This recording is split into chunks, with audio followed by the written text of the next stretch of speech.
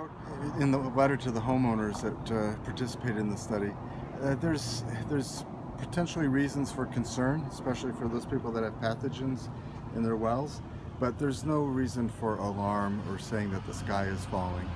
And the benefits of doing a research study like this is you gain new knowledge, but in doing research that's really on the edge, and I know it's a cliche, a little bit of the cutting edge, you also then find yourself in areas where you don't have information, and where we don't have information is translating some of this data to health risk. So we can't say, it's not easy for us to say, you drink this and you're going to get sick. It just doesn't work that way. Yeah. But what we are learning, probably the most important message from today's findings that we reported to the county was that it's the contamination, the fecal sources are human, it's cattle, and it's swine. It's all three.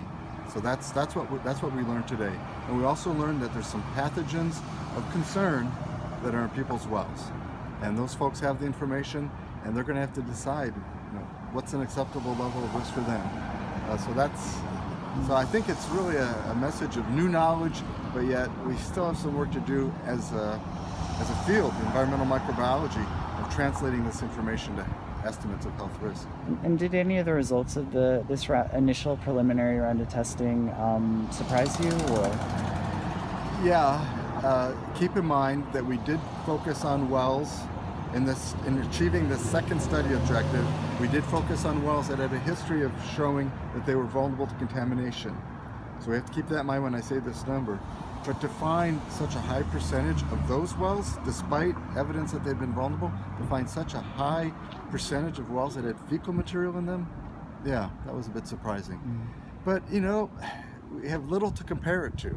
It's new information, and for all I know, this isn't uncommon. So it's a higher percentage of what we saw in Kewaunee County, and for reasons yet that we don't know. We'll figure that out. The 32 out of 35. Yeah. And then now, did this round of testing look at nitrates at all? This particular round, no. So keep in mind that the first study objective was determining contamination by simple indicator bacteria like coliforms, and then also nitrate. Those are relatively straightforward to measure. We did that.